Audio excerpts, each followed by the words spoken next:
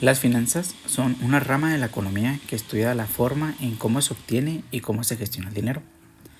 La administración financiera se encarga de la organización, la planificación y la gestión de todos los recursos financieros de una compañía.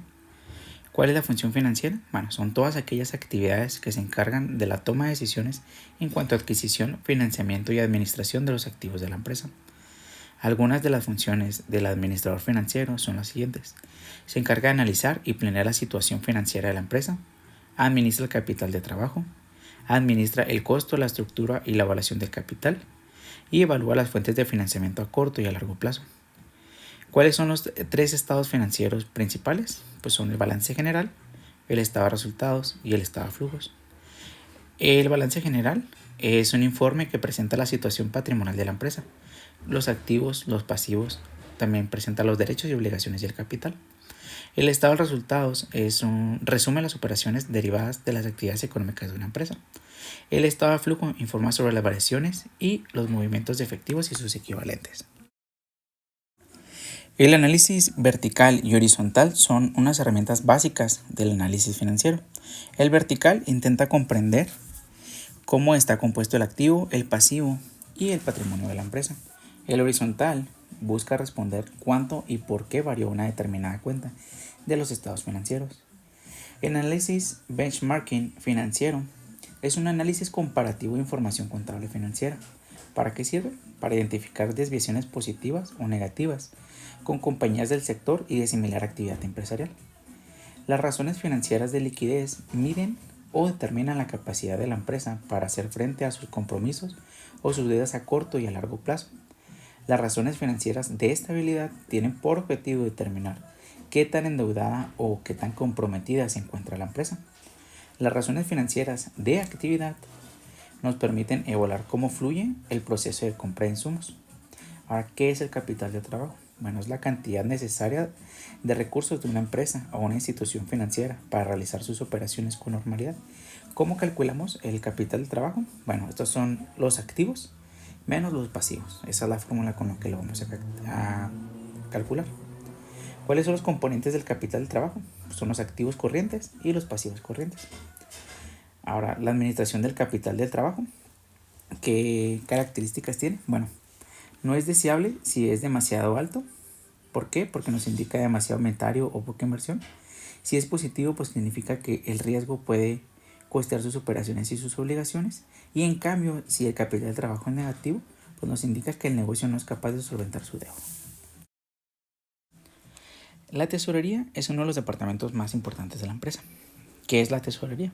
Bueno, es la parte de una empresa que se encarga de analizar todos los recursos económicos con los que se cuenta. ¿Cuáles son las funciones que realiza la tesorería?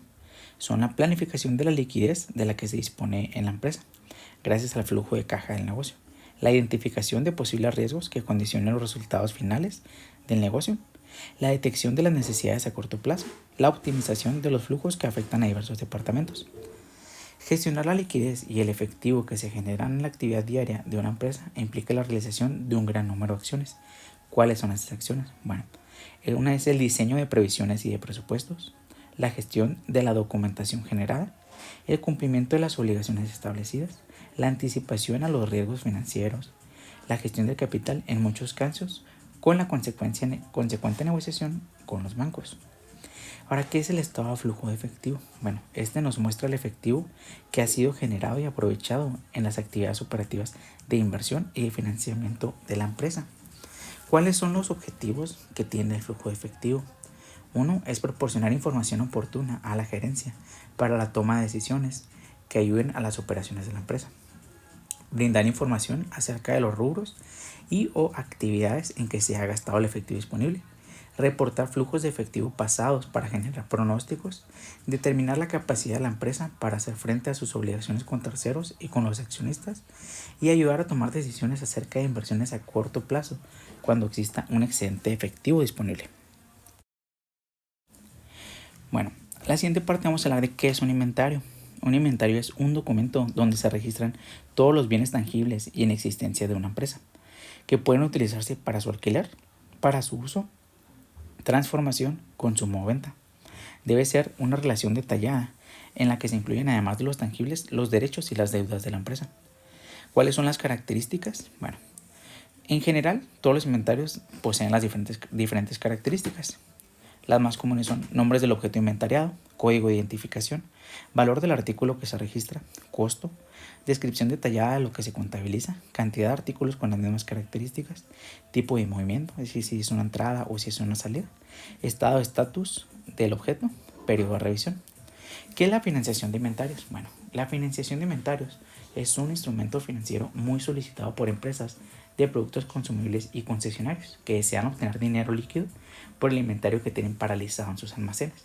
La finalidad es que las empresas empeñen sus productos para conseguir liquidez para expandir su negocio.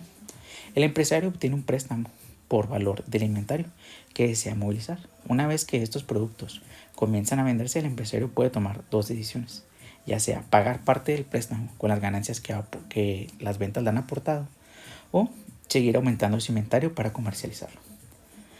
Bueno, el siguiente tema son las cuentas por cobrar. Las cuentas por cobrar, ¿a qué nos referimos? ¿Es una deuda o es un crédito que un cliente contrae con su proveedor por la adquisición de un bien o de un servicio? La deuda puede ser a corto o puede ser a largo plazo. Cuando un proveedor vende un bien o un servicio, emite una factura al cliente. Este contrae una deuda con el primero.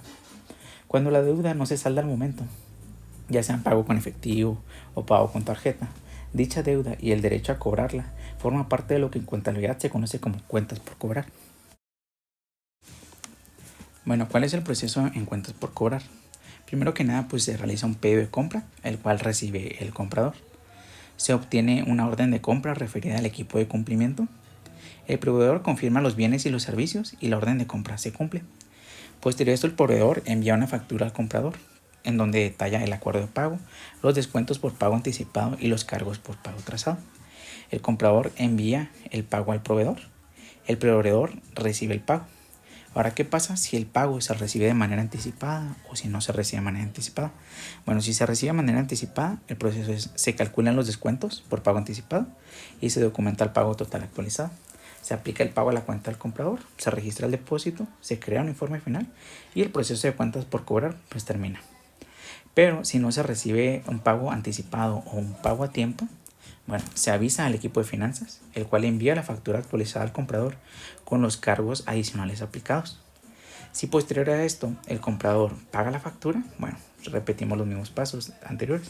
Se aplica el pago a la cuenta del comprador, se registra el depósito, se crea un informe final y el proceso termina. Pero en caso dado de que después de estos recargos el comprador tampoco pague, bueno, se crea un informe de antigüedad de cuentas por cobrar para evaluar la salud financiera futura y la confiabilidad del comprador. Y si el pago es incobrable, se actualiza el estado de la cuenta y se cancela el pago.